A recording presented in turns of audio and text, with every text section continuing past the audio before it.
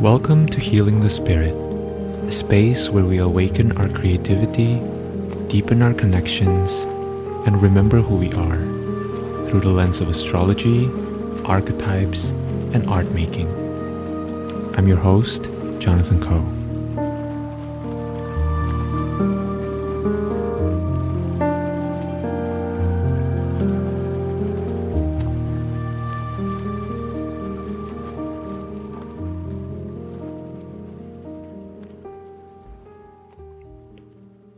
Hello.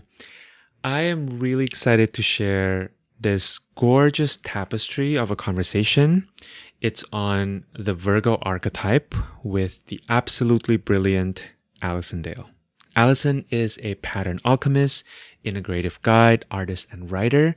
And in her work, Alison weaves astrology, human design, and earth-based wisdom traditions. And in this conversation, we really get to see Alison seamlessly illuminating the deeper meaning of Virgo through the different modalities that she practices, but mostly through her life experiences that she so generously shared with all of us.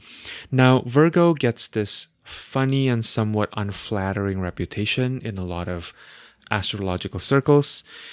If you've been around the block, you know what I'm talking about. People always say that Virgo is very critical or judgmental or nitpicky, and Virgo tends to get a lot of hate and criticism, paradoxically enough. But you know, if you've been listening to this podcast for some time, that in the house of Coe, we have a lot of love, we have a lot of reverence for Virgo. And a lot of that is because I myself am a Virgo rising, and I understand a lot of these judgments that Virgo tends to receive. And in my own process, I have been in such deep study and apprenticeship with the energy and the archetype of Virgo. And Virgo, like all the other signs, is really essential to life. And part of me stepping into deeper relationship with myself, with life, and with astrology in general has been about really integrating the wisdom of Virgo and understanding the real meaning and the real texture of the energy of Virgo. Not just this surface level judgment, but this deeper undercurrent of truly respecting life by giving it the proper time and the proper energy and attention to really study life itself. Something I deeply appreciate from this conversation is how Alison and I seem to continue to circle back into the idea of integration, integrating our ability to intellectually analyze with our body's knowing, integrating finding deep joy and satisfaction in our working life, but also allowing ourselves to go to the well of resting and really replenishing and resourcing ourselves through rest. And ultimately, what it means to be in this constant spiral of learning that is life. Because life is really one giant learning space, right? If you enjoy this conversation, you might also enjoy Alison's podcast. It's called Cycles of Time. And I was a guest on Alison's podcast about 6 months ago, so March 2025. And we talked about the Pisces archetype. So that might be a really nice sister conversation for you to check out if you love this conversation. Okay, without further ado, here is my conversation with Alison Dale.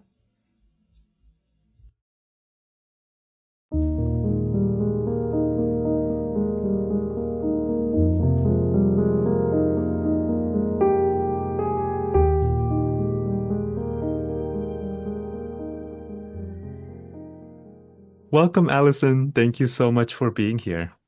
Thanks so much for having me, Jonathan. This is really exciting.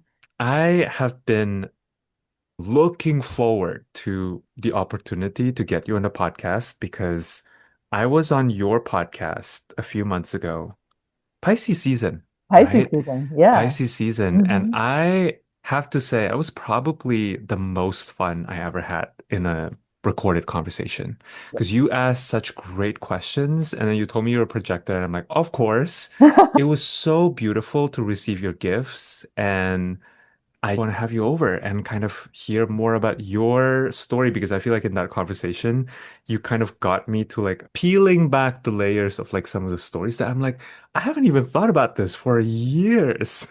Amazing. Yeah, I So loved I loved that conversation so much. And me yeah, too. we got so deep with because we have the opposite sun gates That's and true. sun signs, Pisces, Virgo axis. Yeah, Yeah. so it's cool to be here 6 months later and so much has changed and Mhm. I've learned so much. And I feel like every time I listen to your podcast or any materials you put out, there's this peeling back of the onion layers. Mm. That's something that you do so well. So yeah, I'm a little intimidated about what might get peeled back today. I feel like that's our Virgo. That's both of our I'm a Virgo rising, you're a Virgo sun, and I feel like Virgo likes to look under the hood. Whether we or maybe more accurately, Virgo can't help but look under the hood. Because I don't know if we like it. Because often we don't like what we see underneath. It's true, right? Like lift up the log and there's a bunch of bugs under there. You're like, what do we Yep, do about this? Do we have to do something about this? Yeah. exactly. Yeah. Exactly.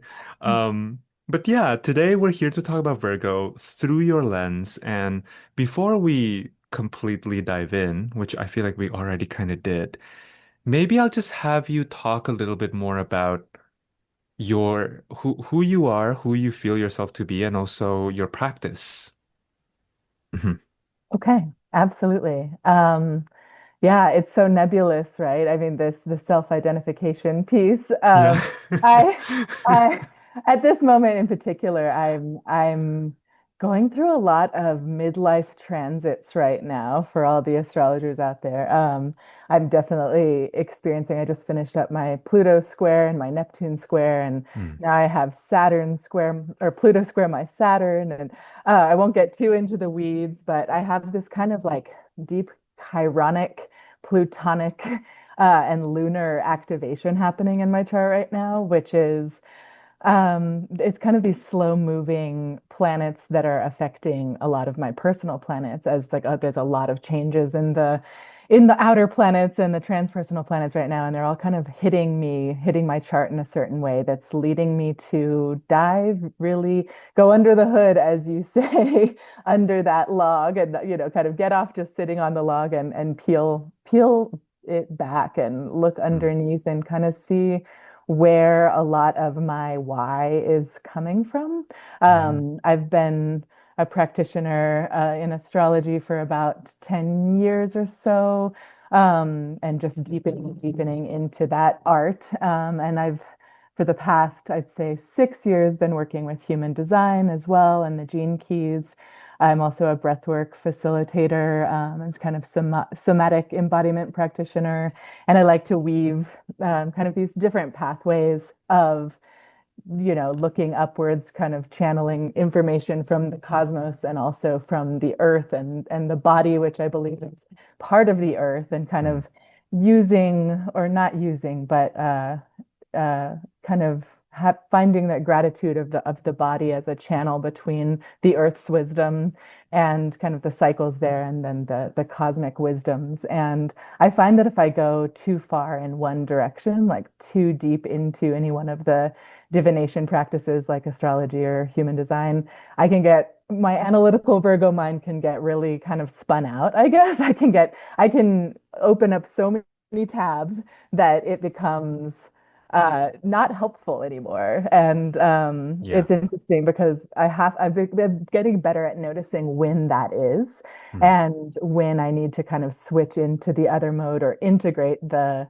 intellectual kind of analysis and words, all of the different words that there are out there to describe signs and gates and planets and experiences. And kind of when to just drop that and say it's time to breathe, Yeah. and to integrate in a much more embodied way. And my moon is in the gate of embodiment, or the determination of the self in human design, which is the final gate of Virgo season that spans from Virgo into Libra. Mhm. It's kind of the equinox gate, and it's about that balance between the mind and body and intellect and kind of the material somatic world. And so right now I'm definitely deep in a process of my own, yeah, kind of just peeling and looking at past traumas and experiences and feeling like I have the bandwidth now after, this period of study, I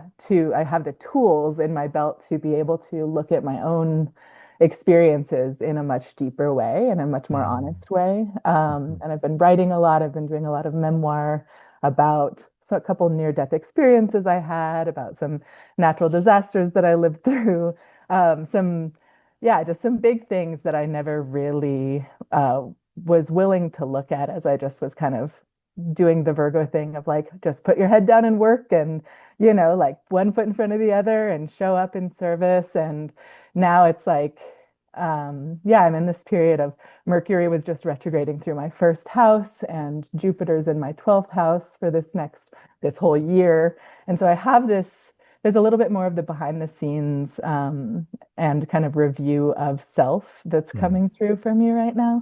And it's beautiful and scary. It's like, Mm. there's a lot that's coming up, but it's leading me to have a lot of ideas about what it is specifically that I want to offer, Mm. and kind of honing in on my offerings a little bit more, to what's really needed in the world and Mm. what I find to be valuable. So lots of mutable transitioning right now, actually. Yeah. Yeah.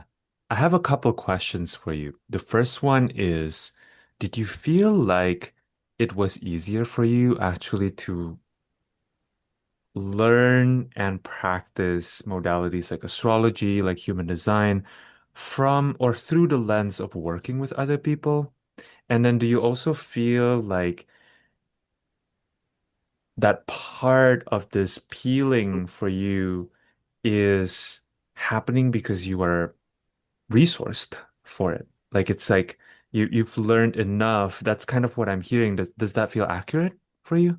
Yeah, yeah, Hmm. Hmm. definitely. I think that, the more I look into the Virgo archetype that I'm associating with more and more, I think for a long time I didn't want to be a Virgo because I think, when you're a kid, you're like, oh, there's a lady, but what is that? I want to be a lion, Yeah. like, and then when you're a teenager, it's like the virgin, that's so loaded. Like, what is the virgin? Mm. Like, what does that actually mean? But as I get older, I call Virgo the harvest goddess because I think she is an archetypical goddess from many different cultures. She's been a goddess, and the goddess of the harvest and the goddess of kind of self-sovereignty. Mm. And the more I associate with that archetype, it's actually been kind of a muse lately to say, okay, like it's okay to hermit when you have a light in front of you. You look at the Yeah. hermit card that is Virgo's tarot association, and I think that the hermit wouldn't go off into the darkness or onto the top of the mountain without that light. And the light is the tool. I think that for me, finding ways to access that light and from within, right, the light that I'm holding, has been a process because for a Mm. lot of my life, I have been focused on the other and on helping other people and seeing the best in other people and helping them get to where they need to go and kind of sacrificing a little bit of myself. Mm. And it was after kind of just a major life upset in 2019 that I really dove into these modalities and decided, okay, this is kind of a matter of life or death. I need to find the light, find what tools can help me shine a light on my inner world. And now, 5, 6 years later, I've really come to this deep belief that, the more that each individual, every one of us is able to do that, the more that we'd be able to meet up in true community and true service because we're coming from a place of our own radiance sovereignty that Mm. can kind of meet up in a node-based way with other lights like a constellation, Yeah. rather than kind of submitting to something else and expecting that later on you'll get something in return. It's like I think that that contract kind of basis of relationality is expiring a little bit Yeah. in the world. And so through going there myself based on kind of necessity and just really needing to give myself a certain type of care of like mental understanding plus embodied practices, I've now realized, oh no, this is something that so many people can benefit from. Mm.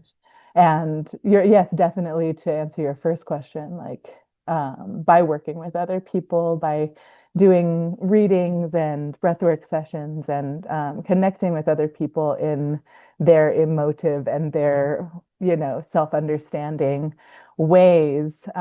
It's really, yeah, helped me see that we are a constellation. I always see a reflection of something that I'm experiencing in someone else. And I love working one-on-one with people and being in small groups where you can see these kind of congruencies and similarities come to light. So yeah, the art of helping people find their shine, find their light is something that is so helpful personally. Definitely. Mm-hmm. Yeah. Mm-hmm. It's also, I'm hearing your Leo rising coming through here as well. I've been noticing that a lot of Leo risings, at least from the perspective of not being a Leo rising, walk this path of both allowing them their own shine to come through, but also then kind of in doing that, you inevitably bring up the light in other people too, you Mm, know? mm, It's interesting that I think there's this concept, like we create this dual concept of selfishness, but I don't think that, does the self really exist? You know? It's like yeah. on the one hand, it's a very real experience, but like how separate are we really? You know?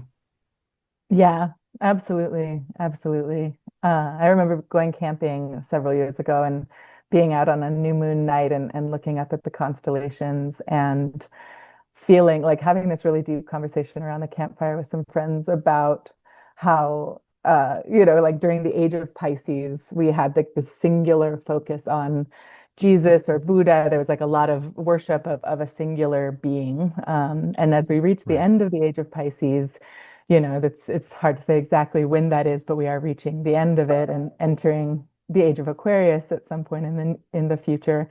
Um, like with that, I think that Aquarius is about networks and it's like the water bearer digging these channels so that the water can reach all the people. Yeah. And Pisces is kind of more about sacrifice, more about kind of submitting to like a larger body, Mm, and dissolving into that larger body maybe. But I feel that transition in my body right now is this like background frequency about kind of how we're moving from that merging, which can be really challenging to create boundaries for mm, yourself within. And so much work's being done in therapy about boundaries and what that means. And I think that with Aquarius, it's not going to require boundaries in the sense of like barriers or trying to block the water from flowing, but it's more just like lighting your own fire so that you can then connect, or digging your own like part of the channel so that it can connect to somebody else's part of the channel and yeah. creating this like node-based web. Yeah. So yeah, I think that in that way, in both the Pisces and Aquarius way, we're not individuals. We're connected to something larger. It's Yeah. just kind of how we are going about that Hmm. interconnection. Yeah. Yeah. Yeah. You mentioned earlier too being someone who, has spent a lot of time, and my perception of you is also that you've cultivated a lot of skillfulness around helping other people find what's true for them. What's your relationship with boundaries? Evolving. Yeah, yeah. Yeah, it's funny. It's like I remember when I first heard the word boundaries, Mm, was probably only like in my sometime in my 30s, right? I don't think I even like in my 20s knew about boundaries. That wasn't a topic. I wasn't in the circles where that was like being discussed. And boundary, I mean, I remember the word boundaries sounding like barriers. And Mm, I worked with a somatic therapist who talked about boundaries as like the place where two things meet. And mm, because it's two different entities meeting, that place can move and shift, the intersection between them. And but it is the truth that when you are in relationship with anything, you are meeting up with it. And so the boundary isn't about creating a barrier or even a space. It's actually about kind of just shifting how far out from your heart, and or how close in. And mm, I do Qigong, and my teacher here in Santa Fe did a really powerful exercise, where she had us kind of put our hands out to do this kind of push. So hands out kind of in front of our face. And yeah, we had to come up and kind of like touch each other and kind of mm. push each other in a gentle way of knocking each other down. And I realized in that exercise, without any words, that a lot of people instantly put their hands out like at arm's length in front of their face, kind of like, Yeah. I'm going to protect myself. And I had my hands like by my face instantly. It was just kind of what I was going to do. I was like, my hands are surrounding my face. And then Mm. when people came up to kind of touch me and push on me, I realized that that was too close and I had to extend further out. And it Interesting. really, yeah, it said a lot to me just in that one, 5 minute exercise that Mhm. I oftentimes do allow people in maybe too close Mm. at first and then have to really push out. Whereas if I just put my hands a little further out or set a little further boundary, then I could gradually work them in closer or further out, right? And so, Yeah. yeah, I think that's a beautiful question because it's something that I'm learning about and learning through that somatic embodied way was like, it hit me in a different way than hearing the word boundaries in a therapy session, where I was like, sure, a boundary, I'll make that. I can say some words. But this was like, oh, this is my tendency to Yeah. allow people in, yeah, maybe too close, Mm. and then have a hard time resetting that. So, Wow. yeah. Yeah, I feel like, those of us who have Virgo placements can really relate to that. I think what people don't always talk about is, at least in the pop astrology world, is Virgo as a mutable sign, Mhm. and how with all mutable signs, the other day I heard a term, I'm forgetting what it's called, but it's basically like people who kind of put their guard low, like they don't put this like giant barrier between them and the world. And, people who are artists, people who are neurodivergent, politicians tend to be people like that, Mhm. Mhm. people in sales are also, kind of have a slightly lower sense of like, you need to be as far away from me as possible. And yeah, just hearing you talk about it is kind of giving me this really vivid sensation of how this is also another thing about Virgo, I feel, which is that sometimes we need to remember that we live in a body. And in fact, like once the intelligence becomes more connected to the bodily sensations, then we can really find what works and what doesn't work for us. Because it's a sign ruled by Mercury, Virgo gets analytical, as you said earlier, right? And we start to do this mental Sudoku in our heads of like, is this okay? Is this not okay? But actually the circumstance or our body sense knowing is kind of what dictates that, or where that, yeah, it, Mm. it, it leads us into that knowing, right? But sometimes the knowing can't be discovered through trying to figure it out. Oh my gosh, you just hit it on the head. Yeah, I was just looking through the human design gates of Virgo season. Mm, Um, and it's really interesting because I look at every sign and kind of look at the gates within the sign as like micro seasons, where you have Virgo season, but then there's like this evolutionary journey of the archetype within the season. mhm, And the beginning of Virgo season, the gate intimacy or sexuality, the first gate, gate 59. And it's all about kind of like taking the heart, like the heart cultivation that we've done during Leo season. It's all about like, who am I? How do I lead? How do I shine? And then the next gate out of Leo season is like, let me merge my heart with someone else. It's Mm, time to, connect with the other and share. But then the gate immediately after that is aloneness, and it's kind of the hermit associated gate where it's like about having to retreat after that merging. It's kind of like, oh, here I am part of everyone else. And then it's this like shrinking back. And then you go through a couple more gates, and then at the very end, like I mentioned, is this embodiment. And it's like the final, like the capstone of Virgo as it turns into Libra is about recognizing that our bodies contain wisdom, our bodies are tools for wisdom, and it doesn't have to be this kind of mental, like, well, it's time to do this, or like, so let's do this, and this is how it should be. But it's this realization, I really think that like the evolutionary endpoint of the Virgo season as we kind of enter fall, we goes from summer to fall, like where it's about learning that in order to relate with other people, in order to be prepared for Libra season and true intimacy and relationality, we can't jump the gun and just be like, okay, cool. Like, let your heart be with my heart. Here we go. Because then there's this shock that's like, no, wait, I have to, mm, that's too much for me. I don't, and so it's learning how to rest and not just I think Virgos oftentimes love to just work and show their worth through work. yeah. And as a second house Virgo sun, I definitely associate with that. Like I've just been like, oh, I'm just going to keep working, work harder, work later, work longer hours, show that I can like do more than anybody else. And it's really, I think Virgo at kind of a higher frequency would be about recognizing that rest is part of the work, and Mm, that alone time and like that kind of imaginal space of introspection is where a lot of the actual work gets done. But it's a journey, right? It's much easier to just say, oh, there's fruit and grain to pick, and there's lots to be done, and who else is going to do it? I'm going to do it myself, kind of thing. yeah. But embodiment is a huge part of this archetype, I think. Yeah. Yeah. Yeah. Yeah.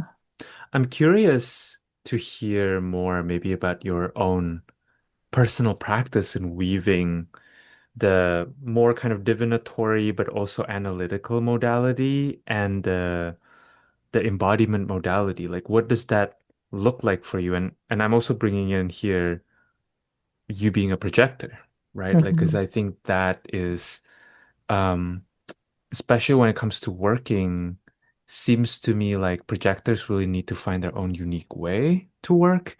And often I've found that people who really taught me about the heart of work have been projectors, at least in this Hmm. lifetime. Maybe that's because I'm a generator, but it's like I think there's something about generator and manifesting generator energy that can make it very easy for us to just do, and then just get stuck in that like loop, of like continuing to do because it's fun and we have the energy for it.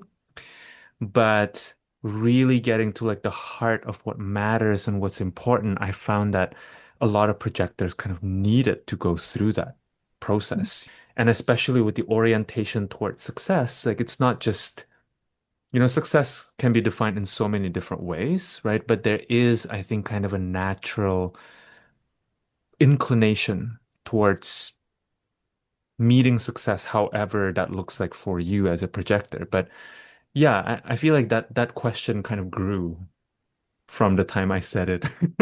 But whichever part felt exciting for you to respond to. Yeah. Yeah.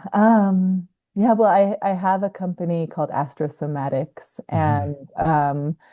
and that And just your podcast, by the way, if I wasn't clear before, Allison's podcast is just amazing. Like oh, the seasonal kind of forecast you do is really, really beautiful and just such gorgeous tapestry of like you have a way. of bringing in all these different knowledge that can seem so disparate and so heady into something that is not only doesn't only make sense, but like feel, yeah, like really deep and like leads me into like a deeper understanding of, yeah, every time I listen to your podcast, I'm kind of like, whoa, okay. Like Oh, I'm stunned. Yeah, in a good oh, way. thank you. I feel the same about your podcast. Pod is so fun. Yeah, my podcast is called Cycles of Time, Yeah. and I thought about changing it to Spirals of Time recently because I really Hmm. think that it is, as I go through season two, I'm like, oh, this is not, we're not repeating the same thing at all. It's a spiral, right? You're going through the same gates, the same seasons. The sun is going through the same orbit, but then, Yeah. it's different, it's up leveled, it's changing every time. But anyway, cycle or spiral, same difference. I yeah, it's so my sun in Virgo is in the middle, it's 15 degrees Virgo, so it's in the middle of Virgo season and it's in gate 64, which is the final gate of the I Ching. Hmm. And it's called before completion in the I Ching, and it basically means that it comes after completion. So 63 is after completion. Hmm. And you think that it would end there, but because it's a cycle, it leans into, okay, well now right after completion is before completion Right. in this beautiful way that's kind of like it goes from the trigrams that make up the hexagrams for 63. This is a little tangent, but it's water under fire, which is Hmm. basically, or no, fire underwater, which means that the fire is boiling the water. And there's like this Mm. completion. There's like a boiling kind of like, okay, something is coming together. And Yeah. then 64, where my sun is the opposite of that, where it's water under fire, and Mm. fire naturally rises up and water naturally goes down. And so there's like not a connection. There's not that boiling point that's happening. It's like when the down one is going down, the up one is going up, and they're not really connecting with each other. And so in human design, it's known as the gate of confusion, because there's not really energy that's touching each other. Mm. And it's also known as imagination. So, kind of confusion leads to imagination, leads to illumination. And it's Mm. this notion that um, we can't rush knowing things. We can't ask all the right, even if you ask all the right questions, even if you, you know, just have the right framework, the right analysis, the right systems, which Virgo oftentimes wants. Mm. This middle gate of Virgo season, that comes after the gate of aloneness, is like in that aloneness, you recognize like, this is much more complex than I thought it was. It's not just like putting two and two together and then cool, we got it, it's done. It's this deepening awareness that like there's so much more Yeah. to all of it. Yeah. And so I find that, I definitely have associated with that being a projector who's in gate 64. I love synthesis. I love having different experiences that I see relate to other experiences. And yeah, for the past 6 or so years, I've been deepening my practice of Qigong, which is tracing the Taoist five element wuxing cycle. That's this beautiful cycle of the five elements in kind of Chinese medicine and Chinese thought. Mm. And when I started doing that and feeling in my body this shift from summer's fire to fall's earth to winter's metal, and kind of going through this process of these movements that are showing these shifts, I was also studying astrology and getting deeper into human design and recognizing, oh, wait, if we just look at it as far as like the seasons go, I'm lucky because in Santa Fe there are four distinct seasons where I Mm. live, and it's very being here compared to, I've lived in the South where it's not as distinct seasons. I lived in California where it's more Mediterranean and there's, like summers in October. And so, Mhm. but in Santa Fe, it's like you have snow in the winter and you have wind in the spring and you have a hot summer and then you have like a golden fall. And so it's all, I think moving back home to Santa Fe after many, many years away and discovering these practices that were about cycles, that were the zodiac and the human design mandala, and also the Wuxing Taoist cycle and the medicine wheel, the indigenous medicine wheel. All of these kind of came together. And at one moment, just kind of hit me that was like, oh, all of these wheels are talking about the same thing, which is really like humanity's relationship with the earth, Yeah. um, and how the earth is relating to its orbit around the sun and its Mm. orbit with the other planets. And but there was a simplicity to that that I did feel in my body because I was Mhm. doing it through embodiment practices like qigong and just being out in nature and seeing that like this time of year, there's a lot that's still alive and blooming in the summer, but there's several, types of plants that are starting Mm. to turn brown. And I was really, I'd lived in cities for most of my adulthood in San Francisco and New Orleans, and coming back to a place where this relationship with the land was like just inevitable because New Mexico has a lot of land and not too many people. And so being back in touch with that, so I moved back during COVID, which was lockdown time, and it was very locked down here in this state. Mm. And I think more so than other places because our governor had been the former minister of health and was very serious about it, and which was great. But I lived out on 6 acres after having lived in a high-rise apartment in Oakland, and it was like this drastic change from just being in the human-centric city life to then coming back and literally just like being in the arroyo and the dirt all the time and kind of noticing how plants were changing and how the Right. quality of light was changing. And Mm. for me, that was the somatic piece, was the connection to the earth and recognizing how the earth felt in my body, and then Mm. being able to connect that and tie that into the things that I was learning on my online courses in astrology or in the books I was reading or the practices that I was doing related to the more intellectual type of pursuit when it comes to cycles. And the stars out here are also just unreal. Like you can see the earth turning. I sit out in my hot tub and just watch the Perseid meteor showers or the moon rise and then the moon set early in the morning. And you can feel part of the larger universe in this Wow. environment. So that was helpful in grounding me into, because when I was studying, all of these things in the Bay Area, it was it was a lot more like information to digest and to break apart and to analyze. And that was fine, but it didn't feel always necessarily helpful. It just was kind of like, cool, Mm. this is interesting. But Yeah. when I was able to like latch it in, kind of like tether it down to the earth and to my body, I was like, whoa, this is super powerful stuff. Yeah. And now I'm obsessed and I know what I'm going to do with the rest of my life, Yeah. Like, Yeah. yeah. Yeah. The word that's coming up in my mind is process, which I feel like Virgo, to me, Virgo is really oriented around process. Like there is a kind of process that needs to happen. Like even as you were talking, I'm hearing the learning process itself, which has its own like twists and turns, right? And when we first start the pursuit of learning a new modality, there can be this experience of like, I don't know how to relate this to my life. But it kind of sounds to me like that study actually opened you up to a kind of awareness.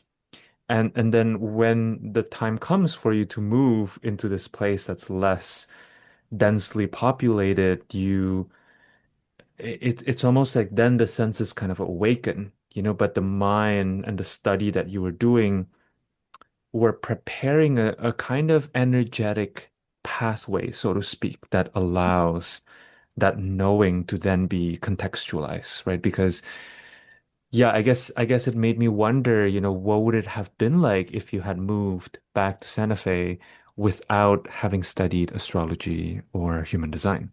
Like you probably would have a slightly different experience. Yeah, definitely. Hmm. Definitely. The process is everything. It's Yeah. definitely, yeah, it's like sometimes you have to just know when to put the book down and like not just keep reading and be like, okay, I need to think about what I just read. And like I need to, because I think for someone with I have a very active defined head and ajna and Mm, throat, so I can just like think and talk and think and move all the time. I'm just like pretty good at that, and it can turn into storytelling that is like I think I enjoy storytelling. I love hearing other people's stories, but in working with some somatic therapists for a while, I was always kind of asked like, well, how do like how do you feel? And it'd be like, oh, well, mm, let me tell you the story around how I feel and why I feel it and why I think I might, just like so many layers. Like and therapists have always told me like that I'm very, self-aware mm, and that actually has kind of turned me away. Like, oh, well, I guess I got it. I figured myself out, so I don't really need this counsel. But then I'm like, but yeah. I actually do. I feel like I need some.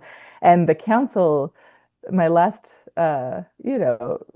coach kind of counselor that I was working with was really just good at continuing to ask me like to kind of push me and be like, you didn't answer me about how you feel like in your body. You Mm, just told a story about it. mhm, And I think that I have G center authority in human design or the self-projected authority, which is kind of the heart or the identity center to the throat. mhm, And that's something that I feel like was latent. It was like I was so focused on the head and on mm, being smart, being like I was always kind of overachiever, straight A student, like double major, took way too many credit hours in college of just like always was filling my plate, being like, I can take 7 classes at a time, and then just being like, and like so many courses, because I love just digest. I think Virgo is mm. associated with digestion, Yeah. the gut and the stomach and the liver and this kind of process of digestion is like fun for me. Like, yeah, Mm, bring it on and I'll put it all together.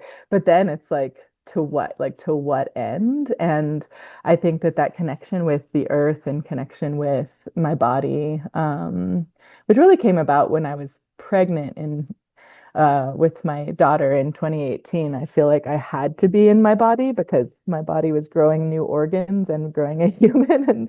And I was like, wait a second, this is crazy. And so I was yeah. able to, I like had to drop in to that Mm, space. And that followed by moving to the desert and back to this place that I was familiar with from childhood, like really just unlocked so much of that heart center, which is yeah, should be my authority, should be the place that I'm operating from. mm, But I think I was conditioned for so much of my life to be smart, to be, like a hard worker. There was definitely values in my family and yeah. in the over culture that were like, just keep working hard and like just Mm, be the smartest one, and then you'll get into the good school or the this or that. And I think it was like on overdrive, which didn't really allow that heart center or like lower parts of my body to even exist. And so yeah. it was pretty radical to then discover this. Yeah, it all kind of came at once, and it did feel like a spiritual awakening. It was this like embodied spiritual awakening that felt different than I thought a spiritual awakening might feel, which is oftentimes like this transcendent experience. But Yeah. for me, it was like finding spirit within my own tangible material, within my breath, and I love that spiritu, breath and spirit Mhm. are connected linguistically through the ages because it is bringing spirit into ourselves is how we enact it. So, Yeah. Yeah. It's also really cool to hear how your G center literally led you to a place. Like I feel like the G center is very locational. The G center that takes you places, sometimes against your logic or against your own will, even, but there is something about that place that is meant to uncover, or maybe to tie it back to the word you were using earlier, to peel like certain aspects of you that you didn't even know existed, at the perfect timing. How do you hear your G center? Allison. What is your experience when your G center speaks to you? Yeah.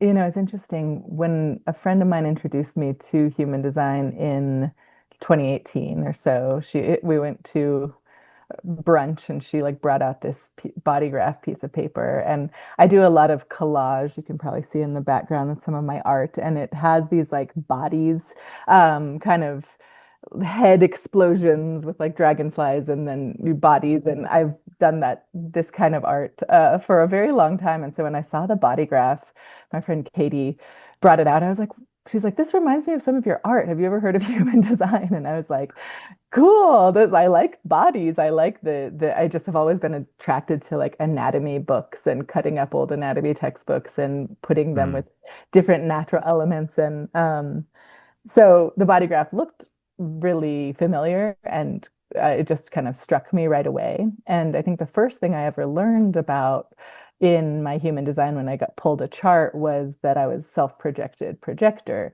mm, And that really struck me because the G center, if it is like your sense of self, this innate sense of kind of like continuous selfhood through space-time.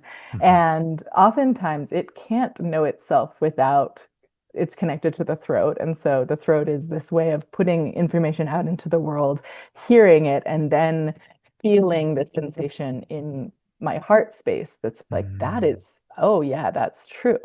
And because mm, I've been kind of overthinker, over mentalizing everything. Sometimes when I keep the thoughts inside, or even if I write them, writing is kind of on the fence. Sometimes writing mm, really works if I allow myself to really write and not overthink the writing, but speech, talking to people, podcasting has been really helpful actually, because it's mm, kind of being able to have a sounding board and speak something out and then hear the tone of my own voice and mm. feel the tone of my voice and what it is that I said in that moment in my heart space and be like, oh, that is true for me. Yeah. That is real. And so oftentimes it does require projecting myself outward, and it's not necessarily getting feedback even from people around me. I really love the practice of asking, I'm trying to get better at this, but just being like, hey, can you just listen? Can you just be a sounding board for a minute and don't give me any feedback yet? Mhm. Because sometimes I just need to hear it and then it'll be clear. I'm like, actually, cool, I got it now. Yeah. Um, so voice notes are helpful. I don't like to do that to people, but I think that it's yeah, it's like a sensation of hearing my own projection Mm, into space. yeah. Um, and I think I've gotten myself in situations many times in the past where I haven't allowed myself that. It's felt self-indulgent, Mm, or it's felt like, oh, I don't really have that much to add. I was very shy when I was young. And so I would just listen a lot and then I would write a lot, make a lot of art, do a lot of internal processing. But I think once I realized that the externalization of what it is that's in my heart and on my mind has this like feedback loop really made a big difference. wow. Wow. That's really beautiful because I feel like I'm learning a new dimension of this, which is as you were speaking, I was thinking about how the voice is also really somatic, and Yeah. the process of even just making a sound and verbalizing thoughts, sentences, phrases, there's something there that engages the whole body, and sometimes I think we don't really think about that because maybe we live in a culture that's extremely verbal. Like at least in the US or English speaking cultures in general are very verbal, right? But I'm thinking now as you were speaking about how, I grew up in Indonesia and we are mostly, I don't want to say nonverbal culture, but there's more things that we communicate through the body language than through actual words. This Mm. is something that if there's any sort of kind of cultural shock that I have had to adjust to when I moved to the US was that like people here really verbalize their thoughts. And I was like, Mm. do we really need to do that? Like I could see it all over you, you know, but the culture here is more verbal. But I think what I'm appreciating from what you were saying is that speaking also requires us to connect with certain parts of our bodies, you know, and that I've seen my friends and acquaintances, clients, students coming from cultures that are not as verbal, it can be very hard to use the voice. You know, it can be actually a real somatic practice to discover the voice or to kind of unlock the voice, to let the voice ring. And yeah, it's like it's almost like another end of the spectrum to see someone who has a defined throat but comes from a culture where they're not allowed to verbalize Mm. themselves. And Hmm. then they kind of have to move through this process of like letting a bunch of things out in order to kind of free up their ability to express through that, you know, throat. Yes, Yeah. definitely. Definitely. Hmm. Yeah, I actually I saw that you're doing a workshop or a presentation with Marissa Michelson. Hmm. Yeah, Yeah. I studied with her a little bit. I've done a lot of Cool. voice work, and it's something that I would love to offer, but I still feel like it's like a growth edge for me. But Mm. I've studied with Larissa Gosla, who's a kind of drum and voice Yeah. practitioner who does a lot of kind of she has a vocal resonance method as her modality, which is, yeah, just about using the voice in lots of different ways and not feeling like you have to be a good singer. It's not about voice coaching in that way. And then Yeah. Marissa, it's a lot about, yeah, the Marissa's class was a lot about the anatomy of the throat and the larynx and kind of how to actually open up your throat, which is like this place of Yeah. intersection between our inner world and the outer world is the voice and the throat. And Yeah. actually, right after I had my daughter in 2018, I was in a group in the Berkeley Hills where I was doing this kind of hiking group with babies. And one of the women in the group just launched a business called Voice Alchemy. Her name's Sophie Mm. Cooper. And she was the first person, just I became friends with her and she had just launched it. And I was like, I'd like to see what you're up to. And she was amazing. It was the first time I'd ever actively decided to say, "Oh, I want to spend some time with my voice." Mm. And it was probably the catalyst for almost everything else in the it was before I got into breath work and it was before I got into any other kind of somatic processes was just working Right. with her casually.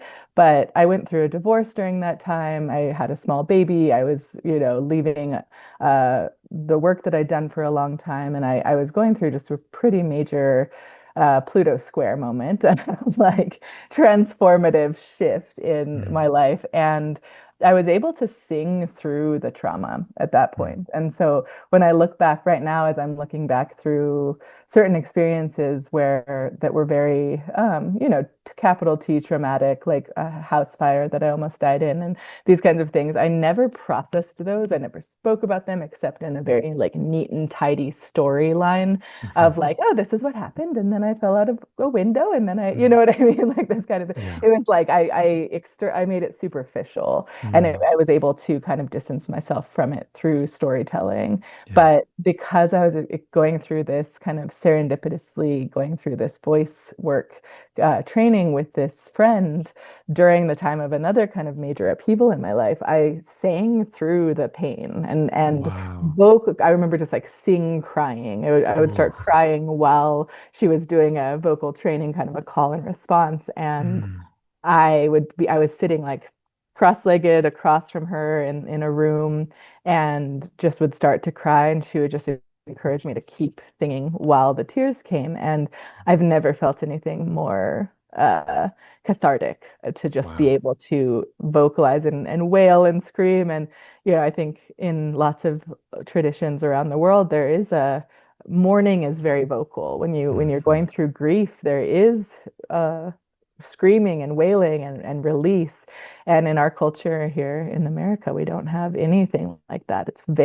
Funerals are very quiet. They're the Yeah. quietest place you could go, Yeah. because that's seen as respectful. But to me, to be able to to express and emote that grief feels like it worked so many layers of future therapy that are not needed because it was like in the moment. It's kind of like how dogs or animals, when they have Yeah. a shock or something, like almost eats them or they get wet, they shake it off, right? Yeah. They shake it, they bark, they howl, they make sounds, they move, and that's the kind of breath work that I do as well. Is really I do a lot of vocal toning, a lot of humming, a lot of sound making during the practice of the breath because I Hmm. think that's part of it. And I think that that's something that humans don't do enough, but especially like Western American, specifically humans, don't have an outlet for that kind of thing. So, Yeah.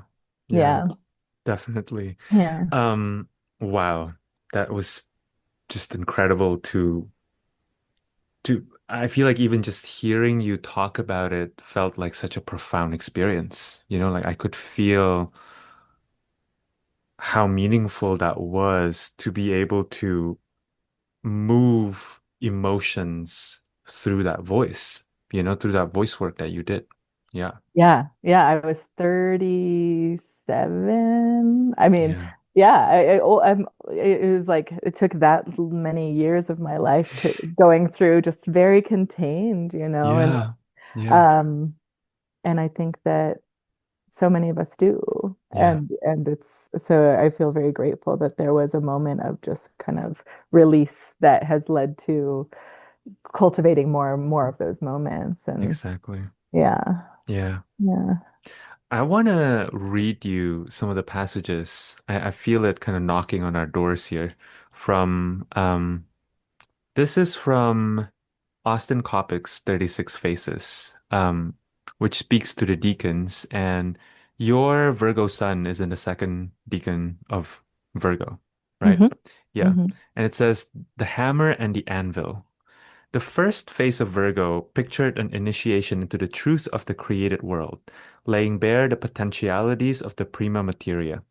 In the second phase, the ongoing shaping and refining of the material is the focus. To this end, the spirit wraps matter around itself, forming an exoskeleton, like the casing of a seed, a suit of armor, or a cocoon. The state fortifies but also conceals the spirit's light. The inherent beauty of spirit is thus disguised, visible only in the clever and gainful manner by which it shapes the world. And then I also want to read you the part about the sun in Virgo. Let me see. Those born with the sun in this phase tend to identify strongly with the work they do.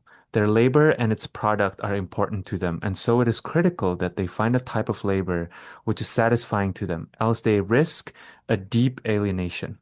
They are often industrious and fascinated with the processes of the natural and human worlds. There is an alchemical bent to these natives, and some may find the great work a proper path, or at least a fitting metaphor for their relationship to the world. The sun has no special dignity in this phase, making soul's time in this deacon unsuitable for potent solar works. Nonetheless, if petitioned properly, the sun here can be made to shed light on the details of one's process or another. Mm, fascinating. Hmm. I hadn't read that in a long time. I think I have read it before, but that really, hearing you say that, yeah, really chord. Um, the shaping, the whittling down, the carving the human and the natural world into interconnections. I mean, big time.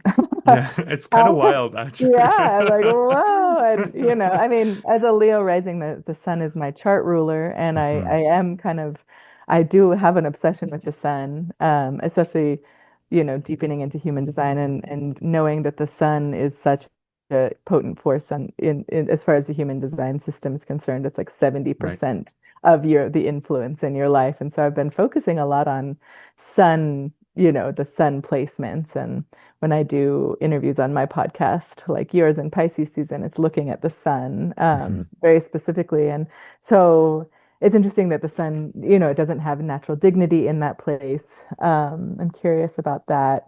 I don't really have too much. my chart is very like peregrine. I have a lot of wandering kind of lost soul planets.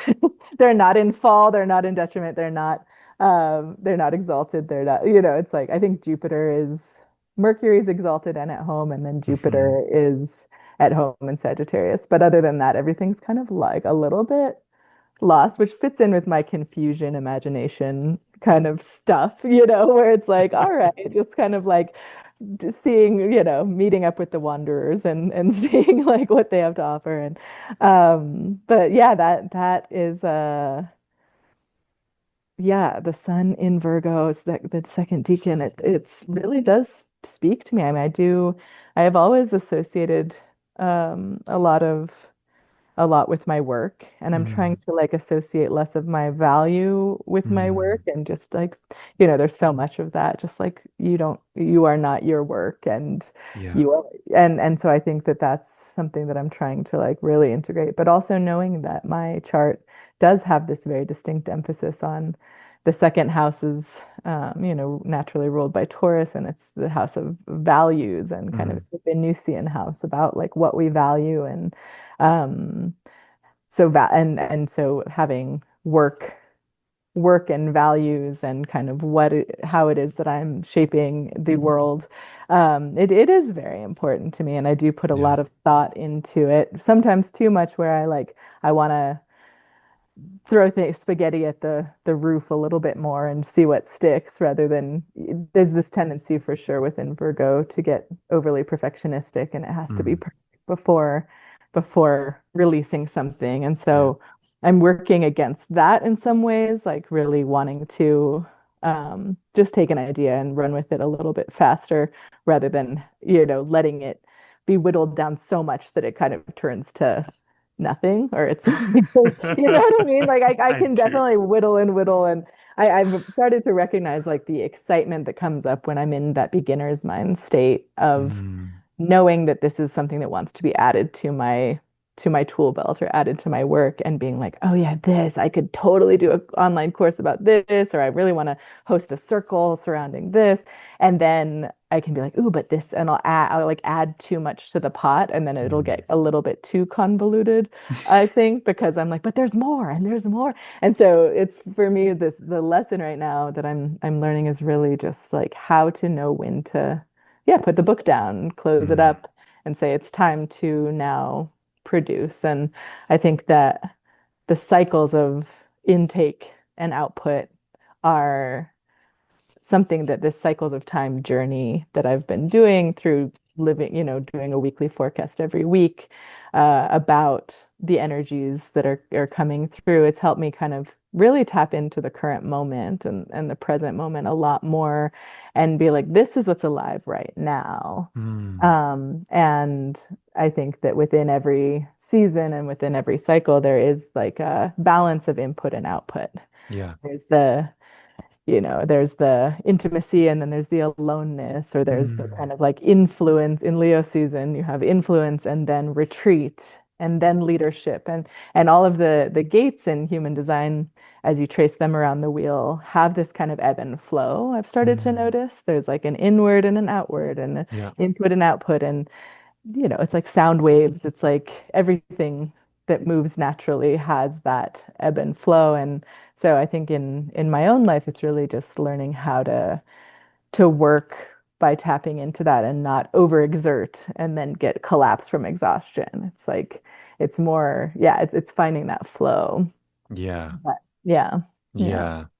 That's really powerful. I'm also hearing um a little bit of that experimental nature that maybe the sun in second house in Virgo has, right? Like it does want to kind of play and see what happens with the output when you kind of bring in a little bit more of this kind of input, and just kind of be in that game a little bit. Like actually when I Hmm. feel into having the second house in Virgo, it feels quite nice. It Hmm. feels quite nice. It feels kind of like, yeah, like I'm getting this imagery of like someone working with spreadsheets, but in a really playful way, like not in like a, oh, I have to submit this by Friday kind of way, but just being like playful with it. Like there are these different parts of work that one can do, and moving it around can be like kind of this creative act, you know?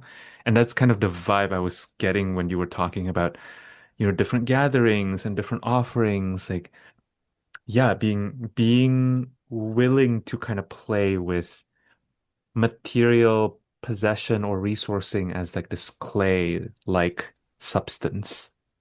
Ooh, thank you for that. I've kind of struggled sometimes with that with second house Virgo. I've It's been Mm. one of those things that has not felt clear. Maybe it's the gate of confusion. But I'm like, what is this? I don't really, but I really appreciate that Mm. reflection Mhm. because I do, as a collage has been something that's been one of the most like nervous system regulating things for me throughout my life. And it's Yeah, I paint too, and I do a lot of different art forms. I do kind of fabric art and embroidery, and but I think my favorite is collage because it is that moving things or moving material things around, like right. hearing the sound of scissors cutting the paper and just like that tactile experience of like cutting and ripping and then having these pieces that can go in lots of different ways and seeing like what is going. It's almost like it feels very self-projected in a nonverbal way because it's kind of like I will be shocked at what comes through as I move the papers around and combine them with each other. I Yeah, didn't plan for it to be that way. And I yeah, spend a lot of time just kind of like moving the pieces around and being like, oh, wow, look at this. And it will create this like epiphany or philosophy that comes through just this visual image. And so I love that. I mean, yeah. ma spreadsheet magic. Yeah. Yeah, Um, it's interesting because as you were speaking, it made me wonder what the exact phrasing that Richard Rudd uses for the 64th gene key is. And it um it basically traces this journey from confusion to imagination to illumination. And then his kind of little key phrase for imagination, which is the gift here, is the art of life. And so it's like confusion, the chaos of elements, imagination, the art of life, illumination, in light, and poetry. And I really, I really feel that actually whenever I'm listening to Cycles of Time, hmm, Alison, because I do feel like it's clear that you brought in so much richness and like detail into the insights that you bring. The other day, I was thinking about how some of the best or most inspiring mystics to me are also very much scholars. And I kind of see you in that realm because there's a way in which you, in your praxis, seem to really allow the act of reading or learning or communing with like different source materials to open up to something greater and to hmm, kind of create this connection, which, I feel like the best use for studying is really to open up the imagination, isn't it? You hmm, know? And it's interesting to think about this shift from like confusion to imagination. Because confusion is like when we're trying to find this like rigid answer, right? But imagination is when we let go of that search for the rigid answer, and then something new starts to open up to us. And we're like, oh, but what about that? What about this?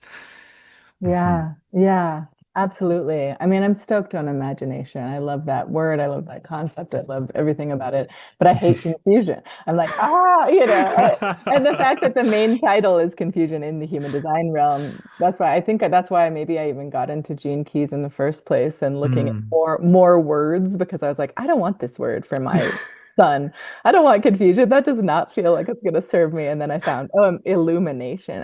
Mm. Absolutely. Like I think illumination, yeah, is that moment where it's like kind of dark, cloudy, and then this like ray of light comes through and it's like, Mhm. phew, like everything is clear. And that does happen sometimes. I have Yeah. these like epiphanies and like illuminating insights, just kind Mhm. of out of the blue. And it's like, I remember when I was in college, I called it getting high on thought, which is so nerdy. But I was taking classes in all kinds of different, I was taking like neuroscience and like political science and, Mhm.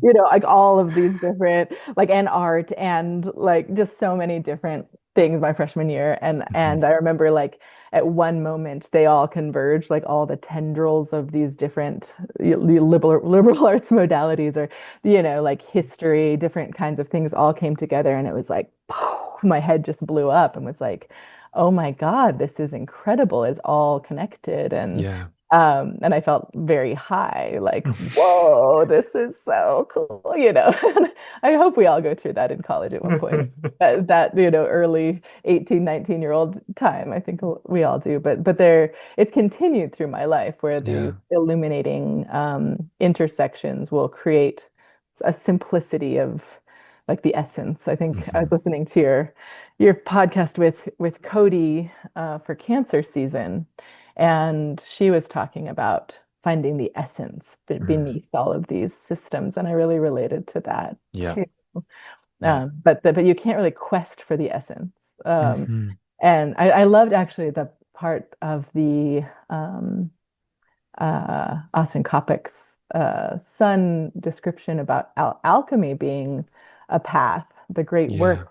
Because recently I've gotten really into alchemy, and I took a little workshop from a woman who's written some awesome books about the creative process and imagination and alchemy. Mm. Marlena Seven Bremner, she's an astrologer, kind of alchemist, artist as well, does amazing work. And I'm about to dive into another one of her courses because Mm. alchemy is calling to me as far as like, oh yes, this is the process is not linear. It's not about finding the answer right away. It has to Hmm. go through this transmutative experience. You have Yeah. to reach the negredo, the like darkness before you can reach other parts of this. And to me, it's taken me a while to get there, but I'm like, oh yeah, alchemy Hmm. keeps coming and knocking on my door right now. So Yeah. yeah, I Yeah. love. Yeah. This is, I'm going to read you one more thing on your Virgo Sun, which is the Chandra symbols. It's the Chandra symbols, I think, by John Sandbach, and then the commentary is by Elias Lonsdale. Um, and for the degree of your Virgo Sun, it's a jar of camphor crystals. The mind profoundly divided between the supremely constructive and upbuilding and the radically destructive and fragmenting. The intention is to gather the best, to do the right thing, to be exemplary. But somewhere along the line, this energy runs out and there slips in its shadow which runs wild. Creating your own troubles, cleaning up after yourself, being at the mercy of a fatal dualism that splits you terribly, the plight and dilemma of one who has wandered into the territory of tempting forces. Consciously blameless and innocuous, subconsciously charged with mischief and mayhem. And the hardest part is that it feels too late to turn this around. As you experience the fatalistic notion that this is just the way it is, you have arrived at the center of the temptation and must learn the art of radical letting go. It's intense. Whoa, whoa. It's so intense. Hmm. But I Wow. feel like there was something there that was kind of percolating when you were speaking too, because um as you were speaking about your experience in college, like I experienced that too, Alison. It's like I think the Virgo mind or the Virgo part of us can get so excited, but that ecstasy can very quickly turn into like this desperation of like trying to find the right thing or just like the just right thing. Right? Like, what is that one thing I need to like Yeah. find in order to connect everything? And like all the dots will finally shine. And yeah, I feel like I love this description because there's such a like when I think about Virgo, I also think about like knots.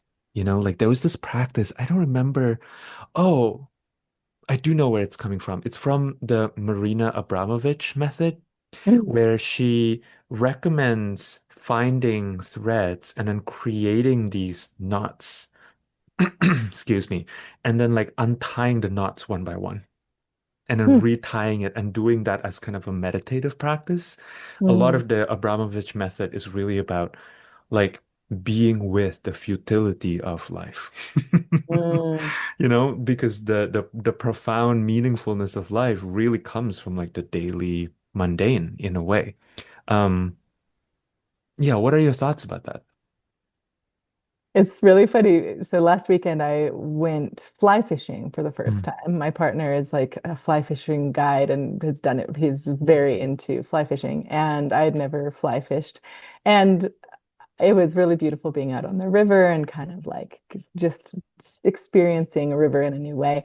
But majority of my time was spent untying knots, like untangling knots. Because it's a very fine little line, and it can get caught in. It was like this small little tiny northern New Mexico stream, and mm, I just kept getting caught in rocks and trees. I like caught the top of like a Christmas tree and like had to figure out how, but then it would come down and be like fully knotted up. And he's like, oh yeah, that's like 70% of fly fishing. And you yeah. eventually just like that's part of the experience. And I was kind of like, ooh, I don't know if this is for me. But the more I got into it, I've also been doing a lot of work with yarn, kind of like punch Mm, needle embroidery lately. And it also is like untangling all the time. I'm working with lots of different colors of yarn. And so I brought that out on the camping trip, and I was untangling yarn and untangling fishing line. And so the fact that you mentioned that as a practice and like not getting frustrated and just giving up and just cutting it off because you want an answer faster than that. Such a beautiful idea. I love that that's Marina Abramovich. That's really cool. Very spot on for right now. And it did feel like, yeah, once I finally got to the end of the biggest knot, I was like, oh, wow, this feels so good because I put that work in to untangle it. And then I went out and the next cast, it got totally knotted up again. There wasn't any really reprieve. And so, yeah, really interesting. mhm. That's really profound and Yeah, relevant. yeah, yeah. I want to read you, maybe this is the note we'll end on. Um, the description for the degree of your Mercury, which is, it's funny because I feel like we have been talking about Mercury this whole conversation, but maybe, true to the nature of Mercury, there is kind of like, uh, I feel like this whole conversation has been coded with Mercury. Mhm. Like there's just Yeah. so much Mercury energy, but it wasn't until I think you did mention it at some point, your Mercury being exalted. But I kind of want to nod to that before we end our time here. And the imagery is a witch preparing magic mushrooms. And here's the description. Within the delicate, formative stages of major departures into the unknown, there is encountered an extraordinary task and lesson that detains you a long while. It becomes self-evident that it is everything that comes before that makes the difference. There must be a fully attuned, magical sensibility to make the future possible. Coming to this requires arduous discipline and elaborate ritual, internal initiation. This becomes such a labyrinth of discipleship and apprenticeship that you wander through the maze, discovering everything you ever needed to know. All is played out within. There's no need to make anything happen on the outer. You're assigned to empty yourself out, to strip everything away, to become invisible. And if you excel at your craft, so many ventures and initiatives will be seeded that this inner plane's total mobilization will prove to be more fruitful and productive than any premature thrusts of outer mind, no matter how impressive or seemingly necessary. The entire path lies well within and needs no surface success to substantiate itself. Mm, wow. Wow. A witch stirring magic mushroom. Cool. And becoming invisible by ingesting them. I like that. I really do. It feels I'm getting hermit vibes. It's definitely giving hermit, like cloaked person out in the woods stirring the mushrooms and Yeah, becoming, you know, virgin is like I think the etymology is one who is, sovereign unto themselves kind of thing. yeah, Um, and I think that that's the process, being a mutable sign between summer and fall is kind of like a sad season. Virgo can be like you're like, oh no, don't like summer. And the Yeah. I'm Leo rising Venus and Mars. I have a lot of Leo. So Mm, I feel like sometimes I'm fighting, or like my Leo's fighting with my Virgo. It's kind of like I just love basking on a rock in the sun in the summer, and like just like that kind of like, and create, like just creativity, and like so many art supplies are surrounding me right now. And it's just like this Leo kind of like expression, expression. And then Virgo comes and it's like, you don't need to do any of that. And mm, actually, that cool breeze feels pretty good. And like, mhm, put on a sweater. It's like, and I can get really like, yes, I love this. But then the Leo's always like, no, you don't. No, come on. You got to keep putting out, putting out. And so there is like a battle mm, between my like Venus, Mars rising and then my mhm, Mercury Sun. There, mhm, it's all right there, and then my moon is at 3 degrees Libra, so it's very close to Virgo mm, as well. And so I have these kind of like all my inner planets are right there in this space of like, do you express or do you integrate? And like I think again, that's like the ebb and flow of of both, right? And right now I'm definitely yeah, I love that it's a hermit year in the mm, numerology. I when I found out it was a hermit year, I was like, yes, I need this. This is good. I was ready for it. Instead of feeling like, oh no, the cold, the darkness is coming. mm. It was more like, no, thank you. I'm really ready to Yeah. go inward. And also the year of the snake in the Chinese zodiac. I loved that it was Mhm, a hermit snake year together where the snake is laying low and like shedding skins, and mhm. it felt all very appropriate for when I have Jupiter in my 12th house and Yeah. Mercury retrograding through my first. Like there was some things in the astrology this year that lined up with that hermitude. And so this image of the Mercury being like, it's interesting because it feels at odds with the self-projectedness in some ways, where it's like Mhm, you don't have to output. But I really do think that that's like perfect for this time right now for me is like I said earlier, recognizing that like the work is in the rest, and mm, really I think I can say it and I can grok it in my mind that like, oh yeah, resting and retreating is ultimately more beneficial to the work, to productivity, to connection, to community, to all of the things that I desire. But I think sometimes in my body I don't quite like let it sit in mm. and believe it in an embodied way. And this year feels like that's a massive lesson for me. And so Yeah. I really appreciate that image of the invisible workings and the power that lies within that. So yeah, thank you for that. Yeah. What have you learned about resting that kind of surprised you or that you didn't expect to learn when you first started the journey of, yeah, like allowing yourself to rest more or trust in the rest cycle, right? Which is also part of that natural life cycle of our creative journey. Yeah. I have learned, gosh, so much. Rest, I mean, it's like rest and the underworld and the shadow and all of these kind of binaries to this solar existence um, feel so potent and so alive right now. And I was thinking about the mythologies of Virgo being one of the mythologies is that of Demeter and Persephone. I mean, Demeter Mhm, is the harvest goddess, and so she's kind of obviously associated with Virgo, but there's also Persephone is oftentimes associated with Virgo as well.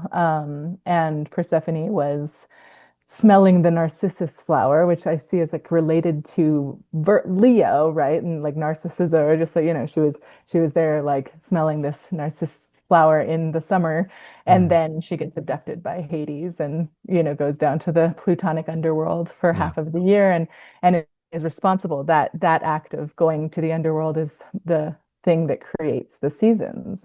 Before that abduction, there was only eternal spring and summer. Mm, And so then when she went down below, there was this, yeah, it became seasons of dark and light. And it's this beautiful story that mm, goes beyond Greece back into Mesopotamia as well. And there's this deep, I think for me, when I really get down into the nitty-gritty of like what Virgo is, it is about the cycles of time and the cycles of the year, the cycles of the seasons.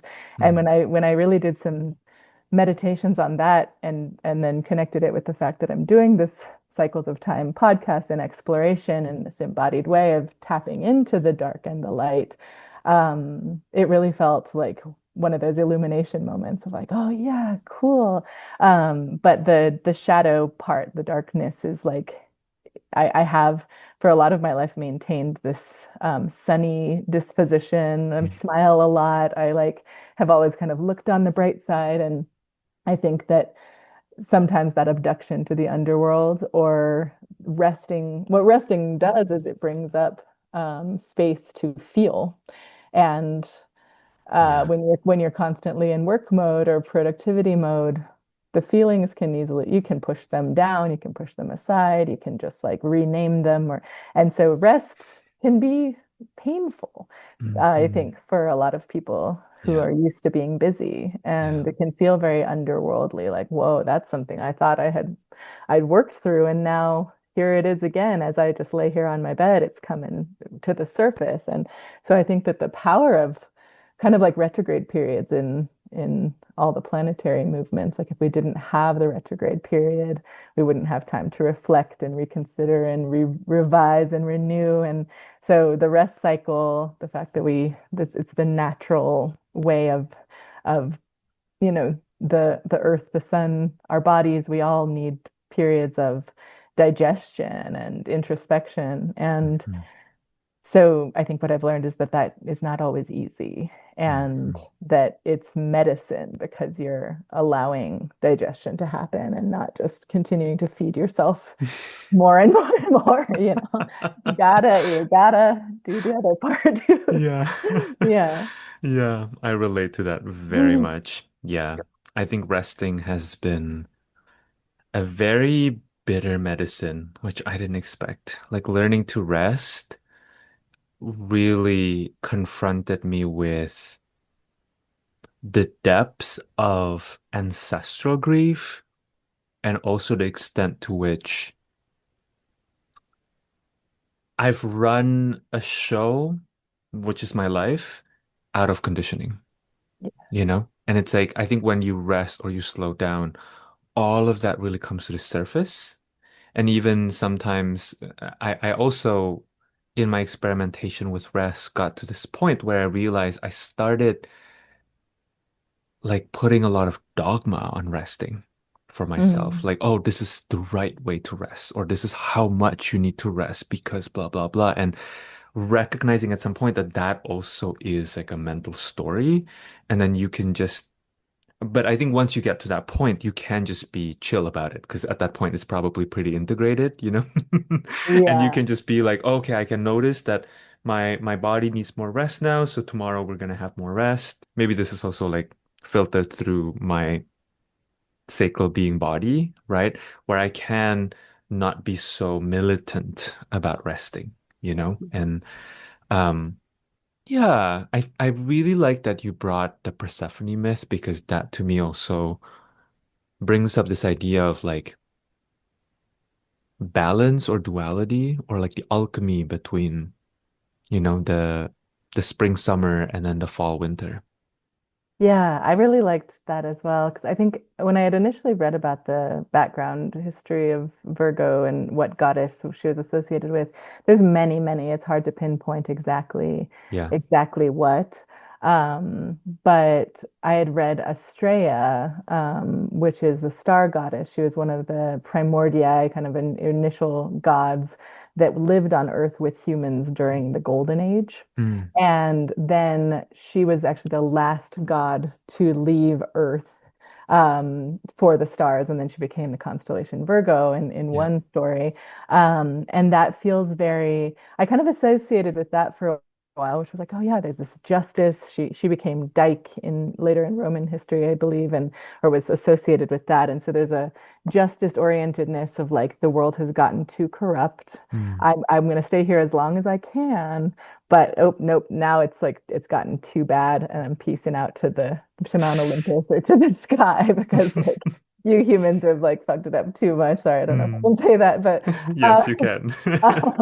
but and so she left, and I think that there's like that sense of Virgoan like purity and Mm. sanctity and like the Mhm. virginal qualities of just like I am justice oriented, I am pure, and I'm Yeah. going to leave. But I really like I think that, in Nana's descent and Persephone's descent and a lot of the tracing of Virgo into these more cyclical stories of descent and reemergence feel a lot more real to my experience of Virgo, Yeah. uh, because it is about like the complexity of balancing alone time, inner work time with service to others and how those feed each other. And Yeah. I think that the Estrella myth, it might be part of the story for sure. I think justice is about that balance as well. And she's going to return, like the whole thing is that Estrella will return Mm. when humanity is out of its, you know, dark ages, which maybe that'll come soon. I like the idea of Estrella returning. It's kind of like, okay, cool. Like we're done with all that, messiness. But yeah, I think that they feel like very different ways of interpreting the myth, and I do Yeah. appreciate the more earth-based, like cyclical based Hmm. storyline Yeah. with that Yeah. one. So, yeah. Yeah. I did have one question for you before we wrap up. Go for it. I, Yeah. I have to ask because in one of your last podcasts, I think you were talking to Cody and you mentioned that when you found out you were a Virgo rising, you like fell to the ground and just like were like, no. And I'm really just curious about why that was. Mm. Because I get it. I mean, I told you about my kind of relationship. It hasn't always been easy, but I'm just curious. Yeah. Yeah. Yeah, I feel like maybe the entry point when you asked me that question, what flashed in my mind was how I have so I'm a Virgo rising, Pisces sun, but also Gemini moon, and my moon and sun are they're in a pretty close square. Like I Mhm. think it's within 4 or 5 degrees. And so I do feel like that tension between like wanting to be more Piscean versus like this meticulous Mercurial Gemini Virgo process is Mhm. always like a constant battle for me. So I think there is something I wanted to say. My first impulse as you were asking that question was opposites attract. I feel like because there is something so kind of Virgoan, like maybe Virgo Pisces and a lot of Gemini too in my lived experience, there is a part of me that wants like fantasizes about kind of just being in that Leo fullness. But um yeah, I think it was just so spot on, and I wish it weren't true. And also, a lot of the descriptions that I was just reading to you, even though that didn't pertain to natal placements for me specifically, Allison, I feel like I go through that process a lot as a Virgo Mhm. rising. Like, unfortunately, it's almost like I think that initial reaction was because I didn't want it to be true. Like I saw it in my reality, like this process of like untangling the knot and like needing to go through the iterative process and like the mind trying to find the answer and then realizing after all, there's nothing to do. It's just kind of an internal process. It's annoying, you know? Like there's a part of you that just wishes that weren't true, you know? Yeah. And also here's what I've been thinking about recently, and I'm kind of obsessed with this idea. So I recently started playing the piano again after a long period of basically kind of, yeah, pretty much saying goodbye to it, you know? And what I have been learning, Allison, is that I can practice not from from this orientation of rather than trying to get myself to play a passage perfectly and then forever and ever know how to play the passage perfectly. I can just think of it as this is just life. Mm. Like every day I have to take a shower, right? Every day I have to wash my dishes. Every day or every couple weeks I have to do laundry, right? This is just the process of upkeep, of Yeah. maintaining life. It's making me think about what Ra said about the undefined root, which he said the undefined root will always try to release pressure, but good luck with that. because life is Mm. pressure, right? Yeah. You can't get away Undefined root from it. here. Yeah. Yeah. Yeah.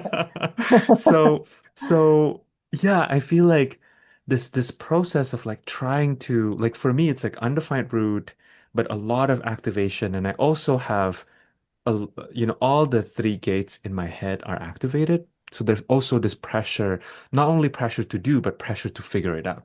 That I feel like I'm always moving through and then noticing it as stress as in my body and then kind of learning to relax around it and really seeing even like practicing the piano as just this like constant process of learning more about Mm. myself and about the music, Mm.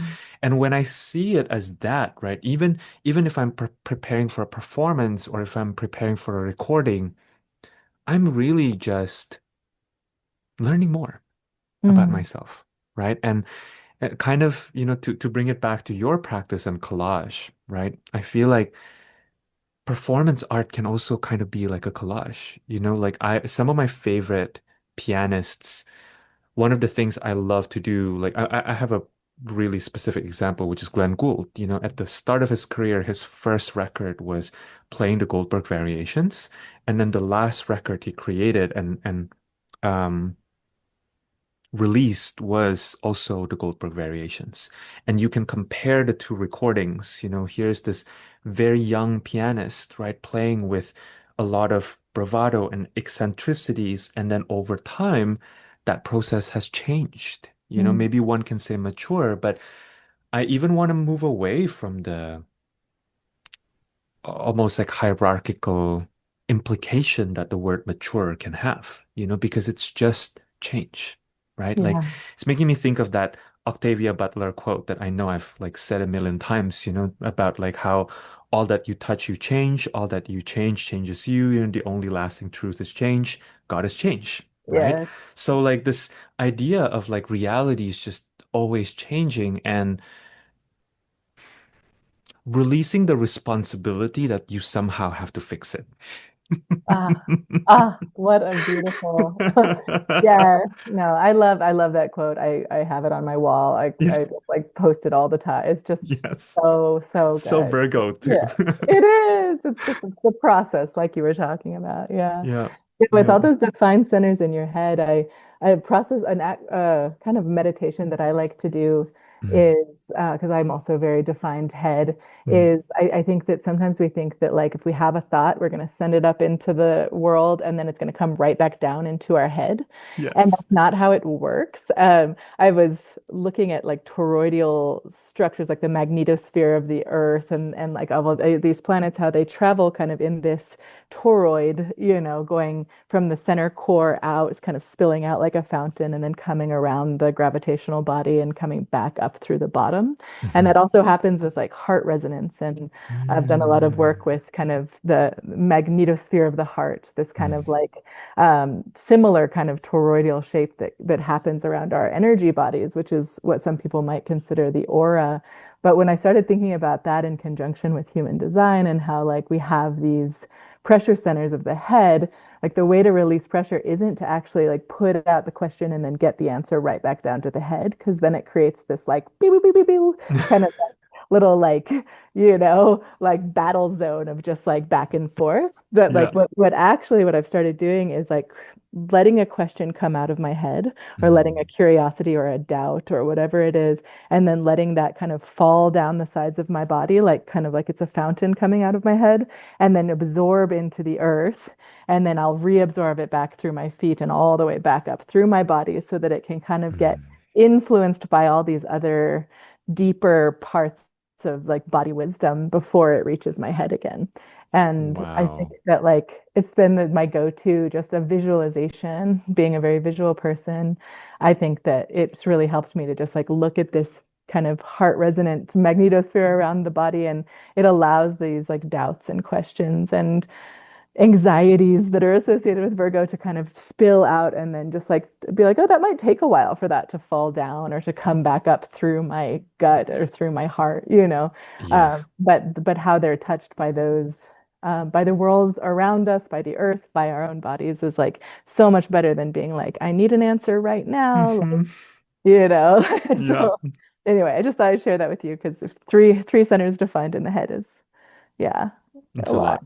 It's a lot. Thank you, Yeah. Alison. Yeah, I really love that imagery. I think I'm gonna be using that. I'm gonna be practicing that for sure. Because I also like feeling into how, like, as the question or the musings, drop into the earth, it is then changed as well, right? And it is made different. It's like somehow alchemized by the environment. And I think something that I've been thinking a lot about is how I think especially with this 2027, movement from cross of planning to cross of sleeping phoenix, we are shifting out of a more hierarchical way of looking at the world into a more relational way, which um yeah, is going to I don't think it's a return necessarily. I think we're just shifting into a new phase, of life on Earth. And Yeah. it's exciting to think about how there's a reanimation of the human thinking faculty that is now ready to be integrated as part of the processes of earthing, you know? Hmm. Hmm. Yeah, Absolutely. yeah. Yeah. Mhm. Yeah. Well, Allison, I can literally talk to you for another 5 hours. I know. This has been so incredible. I just want to make sure folks listening, especially if you listen all the way here, you love Allison. So if you want to work with Allison, what are some of the ways? What are some of the offerings that are percolating in your universe, and how can people work with you? Yeah, well, you can listen to Cycles of Time. It comes out every Monday. It's this weekly forecast. Just kind of a good way to kind of see the collage of systems that I'm bringing together, and that's on anywhere you find podcasts, or you can subscribe on Substack, where there's a written version and usually some additional kind of visual references for the week. That's sometimes helpful when you're putting all of this together to see some visuals. So that's cyclesoftime.substack.com, and in Substack, I have a paid membership tier, which is, I think it's $8 a month. It's pretty cheap, but it's a community called Embody the Revolution, Mm, where I send out a PDF workbook, kind of guidebook with journaling prompts and somatic practices for each zodiac season. And then we do a guided conscious connected breathwork session that's tied in with this season each month as well. So that's just a good way to kind of dive in a little deeper. And then my website is astrosomatics.com, and there you can book any number of readings. I do astrology and human design readings, as well as kind of a fusion of these cycles of time, kind of looking at all of these different energies in your chart.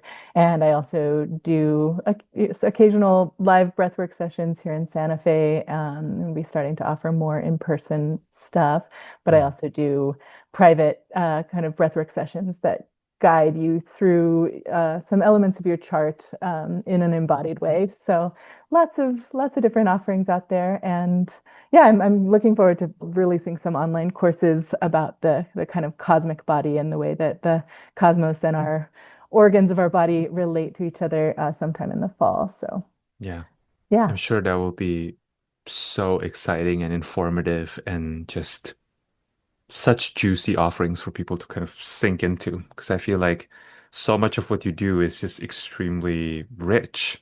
So thank you for that. Thank you. Thank you so much for having me here.